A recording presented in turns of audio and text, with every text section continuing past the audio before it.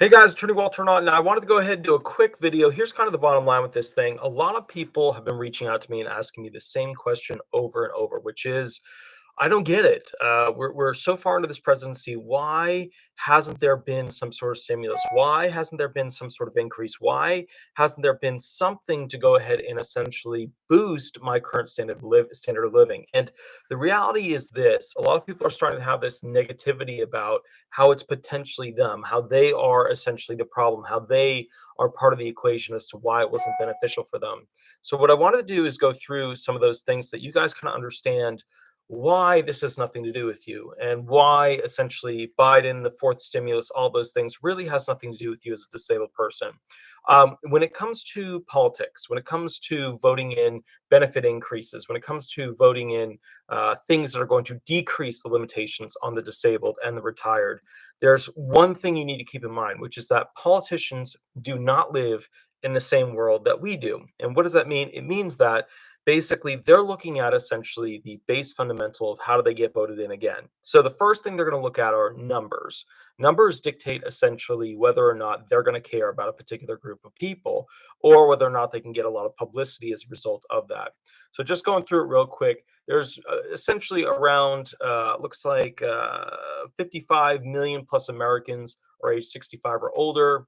Obviously the grand majority of those are going to be tapping into retirement benefits. So that's a significant chunk of people. So, and the numbers always change. It could be 70 million people on retirement, 65 million people on retirement. To be honest with you, they're never actually perfect with their numbers when it comes to that, or at least what they produce online. The next thing you need to know is that in December 2018, they had a good metric of 9,919,000 people were on disability benefits, whether it was a workers' disability benefits, SSDI, disabled widowers, or disabled children, the DAC benefits.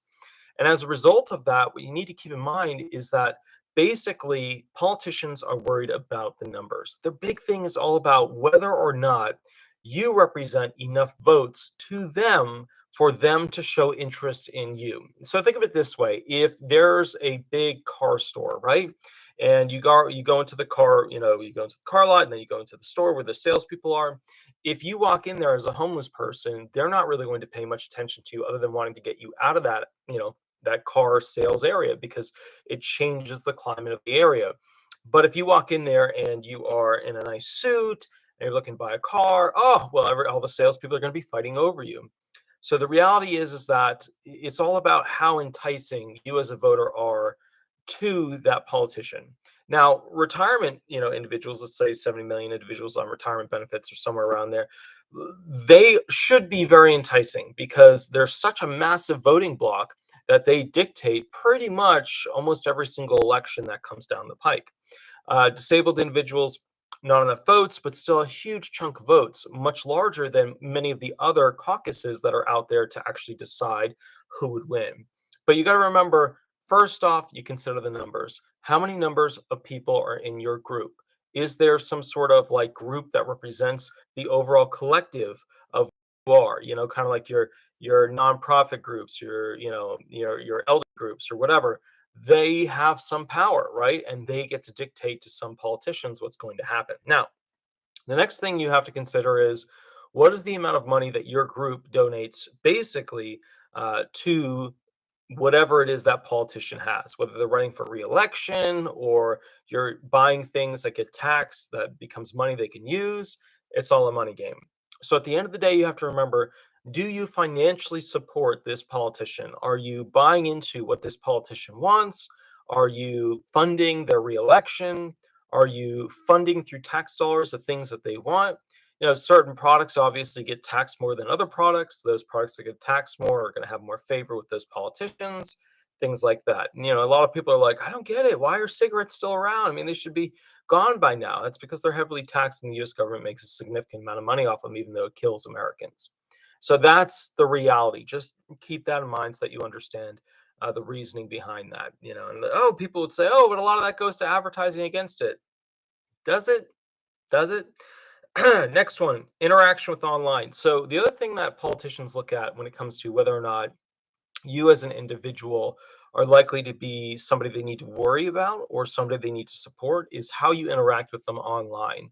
So, as we've seen, there have been articles where everything from Google reviews to YouTube reviews are mass deleted by Google, YouTube, things like that, that were negatives toward, basically Biden and his campaign and things like that. Just massive, vast amounts were just whoop, erased. And the result of that basically shows you the capacity of these big social media platforms and how they can go ahead and shift the view or the love that's being shown and recorded, on the internet for the rest of the time.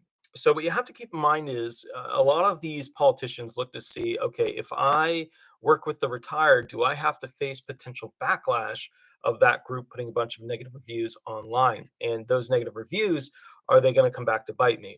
It's all an assessment as to, how is my brand as a politician going to successfully navigate people being upset, angry, etc. Okay. Now, there's another thing that you guys need to know, which is that when Democrats basically get in, small businesses tend to struggle more because the benefits of the low, income worker tend to go up, and when the low income workers' benefits tend to go up, I mean across the board, it's not just small, middle, or large businesses, but in large, if the rights of people go up, the income of companies can usually go down a bit because the cost of labor goes up. There's always arguments out there, and some of them work out sometimes, and I'm really happy to see that. But there's always arguments out there where howdy love pugs, howdy howdy, where somebody will say essentially that, bottom line, if you increase the happiness or the investment into the people, you will get significantly more out of them.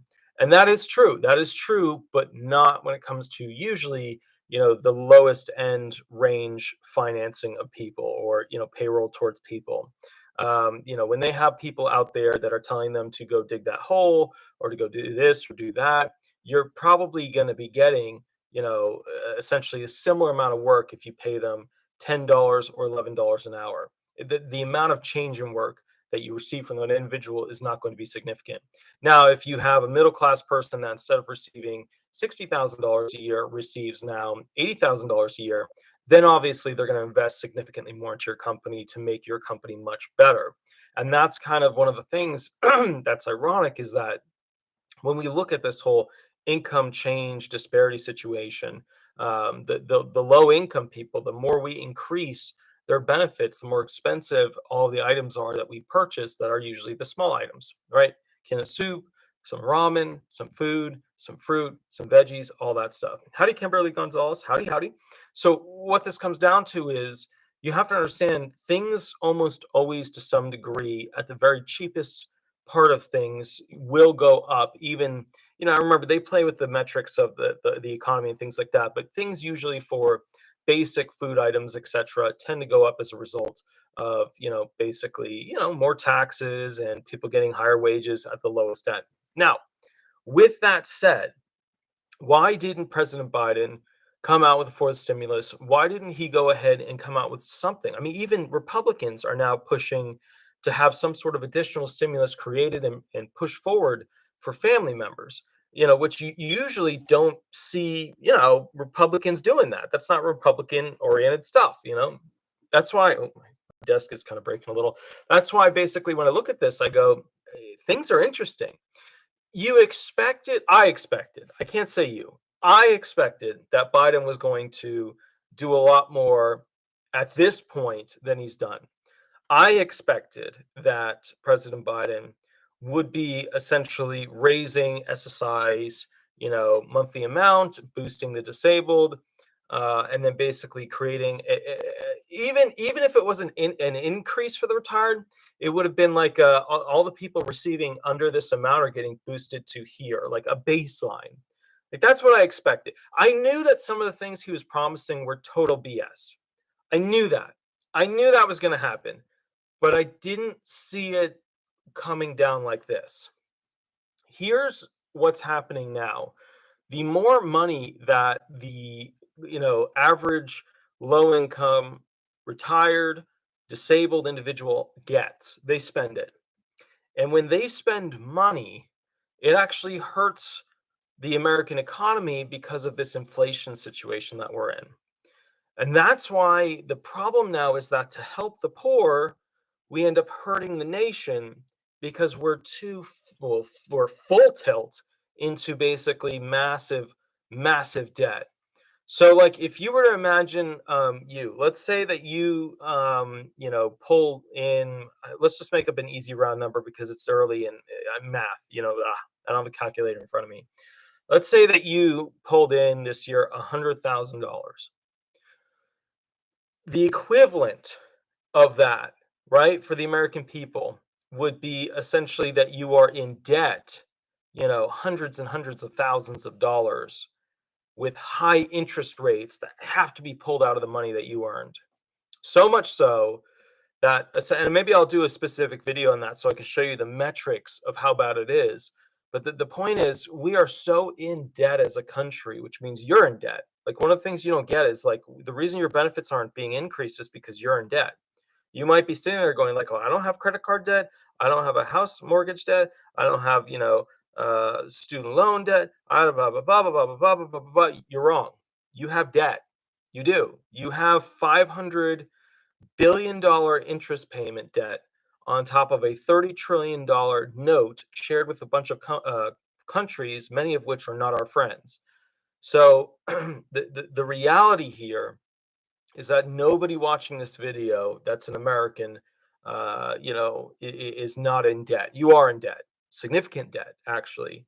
Like, and this may surprise you, but, like, some of these immigrants coming over here that have nothing are actually more wealthy than you as an American, which I should surprise you because most people don't think of it that way because we as Americans have a very high standard of living compared to third world countries. We're getting a taste of it now, what it's like to be in a third world country, because let's call it like it is, we're losing our dominance in the world. When people were like, we want other countries to respect us, they also had to balance that against not being able to afford as much food, luxury items, internet access, etc. Now, we also live in a good time because it's not like the dark ages. Like, we have internet that's reasonably able to be obtained. We have cell phones, we can reach each other. Some of you guys remember what it was like to not have cell phones. You had to, like, go find that person. And that was kind of part of the fun of it, or absolute misery of it. But I just wanted to point out the basic overall, because I keep getting the same question over and over. I voted for Biden, and I don't understand why he hasn't given me a stimulus, a tax cut, this, that, a child benefit, whatever. And I just keep getting it over and over. And I keep getting phone calls at the law firm during law firm hours with that same question over and over. And I just wanted to let you know that the reason why is that right now, the worth of the vote should be higher, but it's not. The retired people, they could change an entire election, but the bottom line is he doesn't have any money to play with. We're super in debt. And even though there's like 70 million retired people, like, 9 to 10 disabled people, even though there's all of that many people that potentially could provide votes for his November election, the weird thing is that they're just not valued that high. Okay, let me give you an example. If I were running for an election, right, and I wanted to have the most bang for my buck, I would target the two largest groups that were in America, right? Whether it's the retired, whether it's the Christians, whether it's the whatever, I would target those particular groups to increase my likelihood of myself getting reelected and other people with the same desire getting elected. Wow, Bradley, Marima, help me out with that. Thank you so much for the $10 donation. I really appreciate it. I really appreciate it. So what's interesting with this election, and that's awesome, man. Thank you so much for the $10 donation, because I'm literally up on the farm right now. Just, it's so expensive up here. We're restoring this place to be able to be rented, and I think it's gonna be really cool because there's gonna be like little kids with their horses and ponies and stuff like that on the farm where I grew up, which I think is just so amazing. But all right, so here's the thing. What's going on now is we're at this weird situation where, for the first time in history, the voters feel without power, right? That whole Jan 6th situation shouldn't have happened, shouldn't have been like that. And I've seen the videos. I've seen the videos where they open the doors and stuff like that. So, it's not as clear cut as everybody says it is. The CBS, NBC people, they're making it way too like it was just, everybody there was like, a horrible, horrible, whatever. As an attorney, I can see the gray room and the arguments being made, and it's not clear cut at all. But still, it should have never happened, and nobody's focusing on why that is. And the reason why that whole Jan 6th thing happened, and I know some people are just saying it's white nationalist, it's extreme racism, it's just, they're tacking on anything they can onto it, but nobody's focusing on why it happened. And the reason why it happened was that people were not happy with Biden, and people were not happy with Trump. And I know you're thinking, no, they love Trump. They were just all over that. No. If people were really that happy with Trump, they wouldn't have needed to be there. Like, think about it. They would not have needed to do this whole big, like, there wouldn't have been this cultish kind of thing going on. They wouldn't have needed to travel all the way over there. They would have been just happy with his existence. They would have been happy with him being a politician. But there's something inherent in them that made them unhappy, where they had to friggin' go all the way to the Capitol and do this big thing. And that's one thing that nobody is really focusing on essentially the news, which is why Americans are supremely unhappy. I don't know if Americans have been more unhappy over the past 20, 30 years, but I feel like Americans are at their lowest spot right now over the past 20 to 30 years. And I want to tell you why that's relevant. So, when they do studies that look at the retired and the disabled, what they learn is that people, Americans, usually go ahead and spend improperly when they're sad, or vote away their rights when they feel like they have no other option to have safety. And so the problem that we keep facing is I keep seeing all these regulations that people want to push, and the left has gone too far, way too far with gun regulation at this point. It's just like, they're like, we just need to, ban all of this and that. And then the people that are Democrats here versus Democrats here, Democrats are like, we just want to get rid of assault rifles. Democrats over here are like, we want to get rid of all guns. Um, Guys, the only thing that makes you immediately safe as a disabled or a retired person is the capability to defend yourself. You're not going to outrun a 30-year-old. You're not going to outrun a 20-year-old. It's not going to happen. If you have mental impairments, you're not going to outrun them, because your brain is going to go into meltdown with anxiety and depression and panic attacks and mood disorders. You got a back problem or a cardiovascular issue or a respiratory issue, you're not going to outrun them. So one of the things that I don't understand is why they're promoting this identity to just mass remove, and yeah, and you're right. I see the billions to Ukraine, and I get that. But just to focus back to the point of this video, um, I've never seen in history a time in America where the American voter was so devalued in their capacity to change elections. Like, you would think Biden would be all over trying to get something through for the retired. But just look at CBS, look at Fox, look at NBC. There's not a whole lot going on there. In fact, proof. And here's the big thing. Here's, to me, what told me everything I needed to know about what's happening. If you look at the Social Security 2100 Act, they took the whole thing, updated the numbers a little bit, and basically, put a new title on it and sent it out there with Bernie. And Bernie became the new one to wave the flag for that. You know why? Because they're trying to use Bernie's, like, superstar power. But yet Biden still doesn't attach to it. It's like they're afraid to attach his name to anything at this point. Like, if I ran for president, you guys would know exactly which bills I wanted, which bills I wrote, which bills I updated, which bills I like. That's the whole purpose of being essentially a president, is to direct the nation based on legislation, right? And then also putting in Supreme Court justices, which define the law. And I can tell you this, and many of you don't realize this. When you guys ask, like, well, what is this Constitution about? Like, why isn't the president more powerful than the Constitution? The thing that the president draws its power from. Think of it as like a magical stone that's flying in the air, just levitating around us. The thing that the president pulls his power from, the only thing that gives him the capacity to starve Americans or enrich Americans is the United States Constitution. It's that really, really old document that defines it all, which is just insanity because normally when you look at like where does my power come from, kings of old, it was from my blood, I inherited it. More modern kings, it was from, Jesus or God or something like that. It was an extent reaching up to something that they were claiming their divine status from. Well, that's the divine status for the president is the Constitution of the United States. And then the Supreme Court justices decide what's legal. That's how it works. That's basically, if you sum it up and just break it down, that's the ultimate bottom line of the whole thing. So what I just wanted to make this video about was answering that question that I keep getting questions about.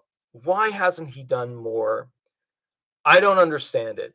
I don't know it. I thought, frankly, Biden was going to increase supplemental security income benefits and decrease the restrictions on income, get rid of the marriage penalty rule. I thought with SSDI benefits, he was going to create a baseline. I thought he was going to create a baseline. Like nobody was going to get less than like, $1,000 if you're getting under it. Because, there's a lot of SSDI people that are like, their check is $300 and then they have to get a combination with the SSI benefits just to get enough money to live. Or the retirement thing. Like no retired person should, as a baseline, have less than $1,500. Like that's the bare minimum. That's like the cut point. Like it shouldn't be like that. But there's a lot of retired people that are getting way less than that also have to use a hybrid allowance with SSI. So the point is, guys, I don't know if one day I'll sell a law firm and maybe do politics in the sense of writing bills for people. Because a lot, I haven't showed you the bills I've been working on yet because I haven't figured out a way to really explain them, and I have to finish up that program where I explain how to write a bill because every time I go into it, I try to write it and do it, and I've even shot it a couple times. Then I go back and look at it, I'm like, this is terrible, and it's because it's hard. It's hard to show you guys how to write a bill because it's hard to show you guys, and maybe that's something I should cut out of it, which is like the legal research of finding the problem and then fixing the problem. But then again, that's the keystone that holds the whole roof up. If you know how to find the law that's effing everybody over, then you know how to write something to change it, or redact, change what you can make it what you need it to be.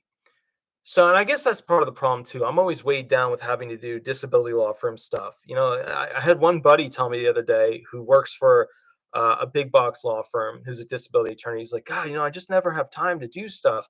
And I'm sitting there thinking to myself, what the F is this person talking about? He's got all the time in the world. All he's got to do is work on the claims, basically, and write, which he doesn't write briefs for the hearings. I write a brief for every single hearing. But he's just got to work the claims, make sure the medical's up to date, make sure he tells the client what should be said that matches with the statute, make sure you get your documents together, get the doctors to write up whatever letters you can, go ahead and push the claim in all the different little ways, get all the prescriptions, medications put together, side effects, all get it roll. That's what I got to do. I got to run the business, sales, SEO, this YouTube channel, the hearings. I just But then again, he's got two kids. He's got two kids and a wife. And that's when I kind of came back to the reality that to some degree, the only reason this can even exist, where we have this relationship where I share information with you, is because I don't have that. I don't have kids. I don't have a wife. One of you guys got on me. Another person emailed me, where's Cheyenne and da da da da da da. I've emailed her just to see how she's doing and all that stuff. But the reality is I just don't have time at the moment. I got to restore the farm. I got to paint the main house. I got to help my sister out with her deck. I'm doing all this stuff to help people that are very important and relevant to my life, So back to the theme though, the magic of what Biden is going to potentially pull off, like the big explosions of amazingness, right? Before this whole November situation. they're going to have to happen during this July situation, right? Because July 4th is coming up. Republicans get a boost. Biden's going to have to do something to either, to some degree, reduce the love towards Republicans and increase the likelihood of Americans being excited. His student loan stuff wasn't, it's just not enough to make students happy. We just, we're in horrible debt. The increase of benefits to the SSI, disabled, SSDI people, and retired, he's got to do something there because that's his voting block.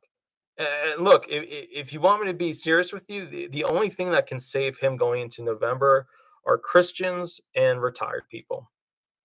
That's the reality. If he hits those two targets, not, not gay, not lesbian, not transgender, not the black vote, the Latino vote, if he goes after specifically the retired and the Christians, he will get enough votes to push through and have a successful November term. He will. But if he doesn't do that, he's going to lose his power. Now, maybe this is all part of the plan. Maybe he makes big promises. November comes around, he loses House and Senate, and then he gets to basically ride for 2 years and just kind of chill. Maybe that's the plan. I don't know. I'm not a politician. Frankly, what the politicians do, A, it upsets me, B, it pisses me off, and C, I'm angry about it still. So I don't know. It would just be cheaper and easier to fix the problem. But that's the problem. If they fix it, then we don't need them. You ever wonder, though, guys, why we have all the same politicians every single year? Like when most countries out there have like new politicians, and the new politicians are usually younger. It's not like the kingship and the dukes and this, what we have at this point is just royalty. I mean, if you're in politics for 30 plus years or 40 years, you're royalty. You're driving around in a fancy car with a bunch of mansions and you're royalty. So I get frustrated. I get really, really frustrated at this point because, I've devoted 15 years working with the disabled and the retired at this point, 9 with my own law firm. So you got to understand, for me, I feel like a failed product. I feel like a failed product because I couldn't find a way to send the right person the thing to get them through, in the sense of getting more benefits, getting more increases, getting a better lifestyle. And the sad thing about it is this: um, at the end of the day, we are getting worse off than we were before when it comes to a United States government that supports the retired or the disabled. How many of you are in a better situation now than you were during Obama or Bush or Clinton or Trump or any of them? You're all in a worse situation. You all have less worth because the money you have is worth less. And I'm upset about it. I'm upset about it because you know what? Look, one day I'm going to be retired. I'm not a super rich attorney. I'm going to be relying on the exact same programs you guys do, which means I'm going to be very sad because remember, retirement is probably not going to be the same program when I get to it. We know 2033, 2034, they're saying now 2035, but it'll come back down, is the projection point on retirement benefits, not running out, but reducing, and 77, 78% of people will be able to get benefits, or rather, sorry, 77, 78% of your benefit will be payable. That means 100% of the people will get the retirement benefit, but only 77% of the benefit will be received on a monthly basis. I don't know, guys. If you look at it that way, it, you know, you take that 20, 30% off the top of your retirement benefits, that's your do stuff with money. That's your go to the movies, hang out with your family, feed the dog extra nice. That's your extra. So, anyways, guys, I'll catch you a little bit later. Have an absolutely wonderful day. I'm gonna go outside and work on the farm. I hope all is well, and we'll go from there. But I am trying. I never get enough time to do the legislative stuff that I want to do as a result of doing the law firm stuff and then kind of doing these other things. But once I get the New Jersey farm rented and rolling, the main house I got to get painted, and these other little details done, then I'm going to focus more on it because I have a little bit more time. But I'll catch you a little bit later. If you support this channel, please like. If you like this channel, subscribe. And then the big thing that helps me out, if you guys really want to help me out with stuff that helps me get clientele, when competing against the mega big box firms are the 5-star reviews. You just disability resolution law firm. You just Google that, disability resolution law firm. All right. I'll catch you a little bit later. Please have a wonderful day. And let's figure out a plan for November, because we need to cater our interests specifically to make November happen in a positive way for the retired. Because at some point, the bottom line here is that success will only come to the disabled and the retired if we make them worthwhile to the politicians, which sounds so disgusting as I say it, but that's the truth. So I'll catch you later. Have a wonderful night, guys, or a wonderful day. I'll catch you later. Bye-bye.